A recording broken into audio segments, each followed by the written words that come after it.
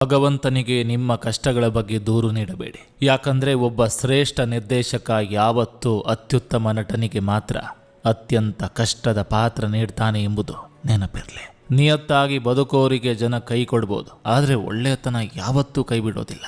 ಸುಳ್ಳು ನಗುತ್ತಿರುವಾಗ ಸತ್ಯ ಅಳುತ್ತಿರ್ಬೋದು, ಆದರೆ ಸತ್ಯ ನಕ್ಕಾಗ ಸುಳ್ಳು ಸತ್ತೇ ಹೋಗಿರ್ತದೆ. ಯಾರು ನಮಗೆ ಗೌರವ ಕೊಡ್ತಾರೋ ಅದು ಅವರ ಸಂಸ್ಕಾರ ಶ್ರೇಷ್ಠತೆ ಎಂದು ತಿಳಿದುಕೊಳ್ಳಬೇಕೇ ಹೊರತು ನಾವೇ ಶ್ರೇಷ್ಠರೆಂದು ತಿಳಿಬಾರದು. ಜೀವನ ಗೋಣಿಚೀಲವಿದ್ದಂತೆ, ಚಂದವಿದ್ದಾಗ ಎಲ್ಲರೂ ತುಂಬುವರು, ಕಟ್ಟಿಟ್ಟು ಅಟ್ಟಕ್ಕೂ ಏರಿಸುವರು, ಅಲ್ಲಲ್ಲಿ ಹರಿದಾಗ ಮಾತ್ರ ಕಾಲಡಿಗೆ ಹಾಕುವರು. ಇಷ್ಟೇ ಜೀವನ. ಚಿಲ್ಲರೆ ದುಡ್ಡು ತುಂಬಿಕೊಂಡಷ್ಟು ಪರ್ಸು ಭಾರ, ಚಿಲ್ಲರೆ ವಿಚಾರ ತುಂಬಿಕೊಂಡಷ್ಟು ಮನಸ್ಸು ಭಾರ.